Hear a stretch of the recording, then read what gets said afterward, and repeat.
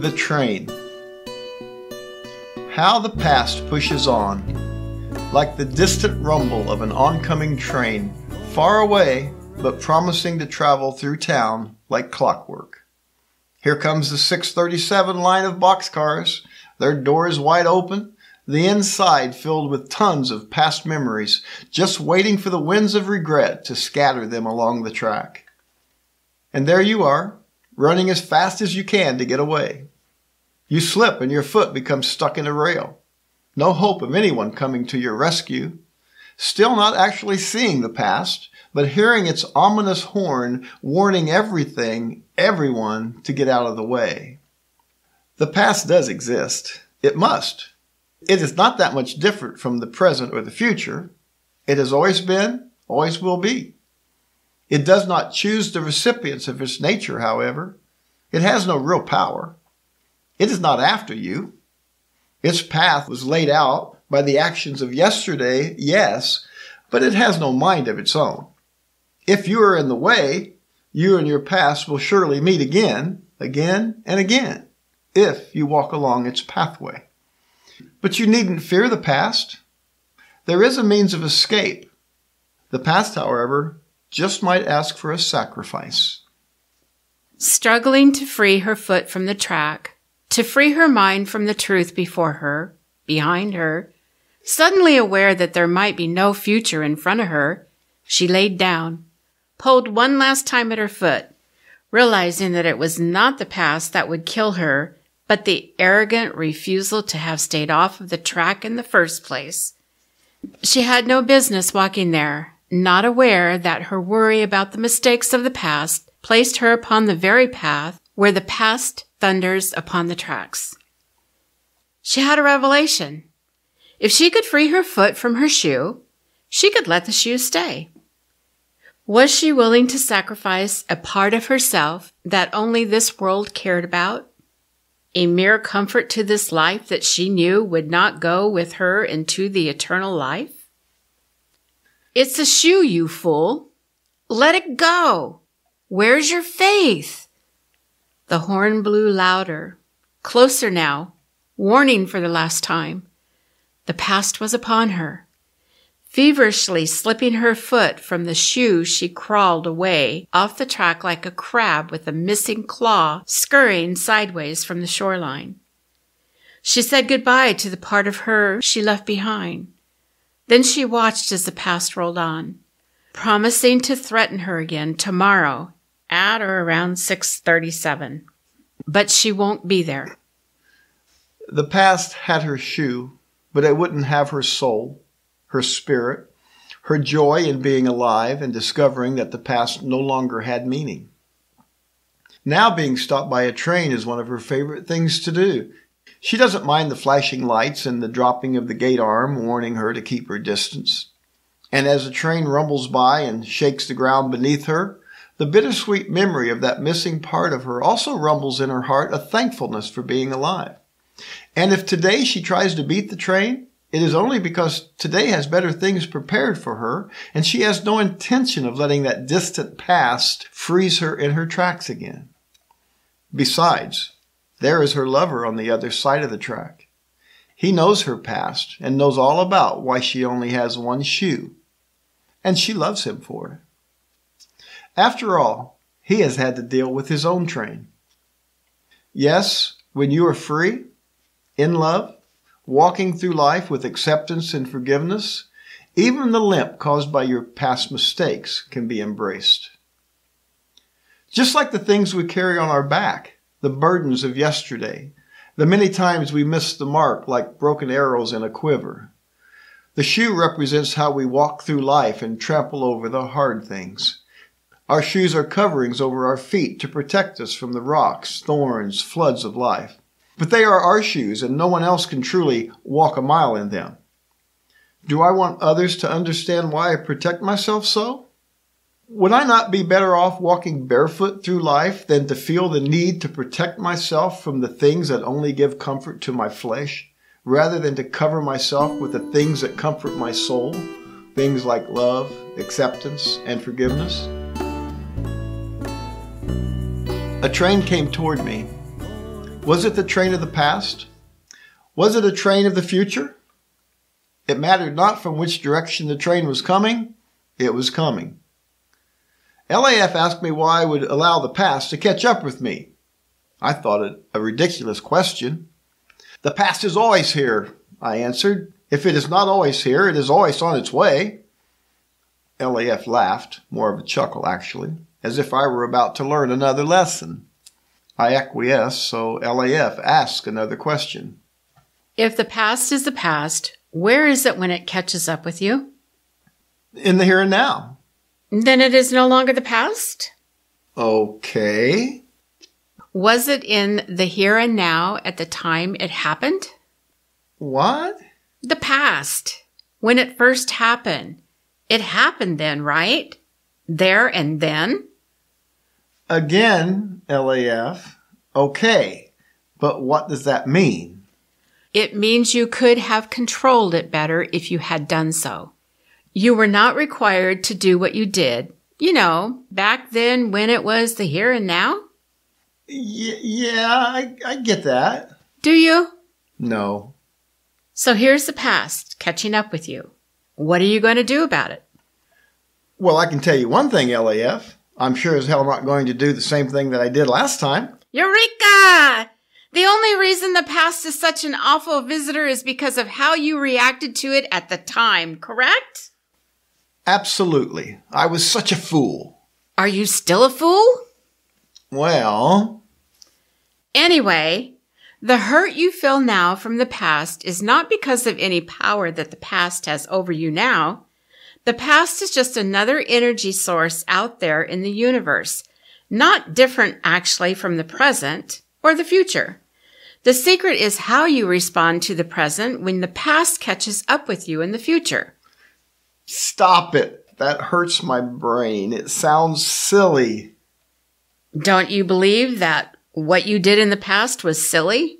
And if you had to do it all over again, would you do it differently? That's child's play. Of course I would do things differently. Yes, child's play. You finally get it. So the past catching up with me is the opportunity to change the past? That can't happen. The past will never change. The thing I want you to know is that if the past can't be changed, neither can the present or the future. Well, then what's the answer? You are the answer. You can be changed by whether you want your future to be ruled by the ability to shape your future from how you handle the here and now, or to surrender to a yet-to-be future defined by how you reacted in the past. Will the past control your future, or will you allow yourself to now handle differently the past that has caught up with you today? Believe it or not, LAF, I actually understand that.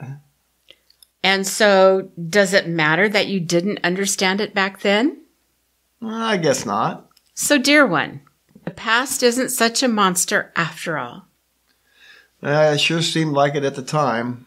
The monster was you, LAF said, the words causing my heart to force out the pain of the past like steam blown from a locomotive's pressure valves.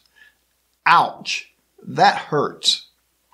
It should hurt, because the truth is it isn't the past that catches up with you.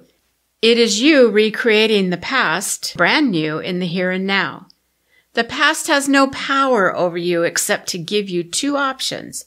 You can either give the present awareness of your past the same negative energy that you gave it in the past, or you can learn from it and let it roll on by, a harmless phantom. Why are we so guarded against things in the past that have hurt us? The negative situations of the past and the way in which we dwell on them from a negative perspective keeps us from that which might bring us pleasure now. In fact, if we would have had a better grasp on things back then, it might not have gone so bad. The past train rattles away, but my eyes can't seem to turn away as it rolls on down the rails. Look, I notice people waving at me from the rear door of the caboose, people from my past, carrying the memories of the miles behind me to a predestined crossing somewhere up ahead. There are so many people riding on my past train. I strain my eyes to see the conductor far up ahead who sticks a cold-caked arm out at me just as the train rounds the bend. Was he waving a goodbye, or was it a see you later? Those passengers and railroad personnel, are they unaware of their imprisonment to my past? Are they doomed to travel through time and space, their only function to pay the price of a ticket to keep the railroad running? Should I run to them? Try to free them? Could I even catch the train? I will surely be at another crossroads again. Will they be waiting for me? Why is the train not really moving? It seems to turn to go around the bend, but the train is still there, as if my past is always before me, always in front and never really behind me. Strange how the past is always up there, waiting for me. Time seems to stand still when you focus on your past. Finally, the past train disappears around the bend. I am relieved, confident that I have achieved my freedom. What does that sound behind me? Good grief! Here comes that train again. But am I wiser now? LAF is right beside me as I flash a peace sign at the people gawking their eye out from the lowered windows of the dining cars. The wheels begin to rumble and shake, the heavy wheels of the train beginning to bounce, and as they bang together, the stench of metal to metal, iron to iron, rattles my senses. Like the sound of 1,000 crying hyenas, the train is stopping. Is it stopping for me? I didn't buy a ticket. I don't want to ride that train. I've made my peace with the past. LAF is the first one to step up to greet the departing passengers stepping down in front of me. It is not a small group of people who jump onto the platform. And I know them all. I love them all. I have accepted them all. I have forgiven them all. Not an enemy among them. Quite the opposite, as I had presumed for all of my life. Yes, these people are free now. I am so overjoyed to see all these people that I have set free from my past train that I began to cry, knowing that the reason they were getting off the train was because I offered them peace. Had LAF gone before me, assuring those living in my past that writing the past into my future wasn't benefiting anyone? But instead of approaching me, embracing me, or even acknowledging me, like phantoms escaping from a ghost train, they all vanished. Where are those who were bound by your past are not now bound by your future. They are free. But I want to apologize. For what? You know, for all that... Whatever you are about to say, I cannot help you with. I have forgotten it, and whatever it was, you should forget also. What? Are you kidding me? It's not as if it never happened. As if what never happened? I thought I came up empty. Oh, I remembered that something ugly had happened back there on the pages of time, but I could not for the life of me figure out what it was. It was as if it never happened. It is like they say about the human body, apparently, and I don't fully understand this. The cells are regenerated continually until after a few years you are actually living with cells that didn't exist years ago. LAF has the power to recreate the person of your past into a new creature.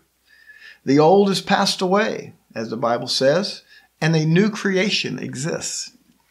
LAF gives us the power to see others and ourselves from a new perspective. All it takes is the flashing of a peace sign. LAF, by the way, is not exclusively yours. In fact, is it hard for you to grasp that you might have once been the conductor on a past train, helping feed the engines that keep that damn train rolling forward until it catches up with someone who stands in the middle of the track waiting to relive their ugly past? LAF doesn't just stand with the person who allows the past to bother them, but he rides the rails with those aboard the past train, making sure the windows to your past are clean so that the passengers can see the peace sign clearly.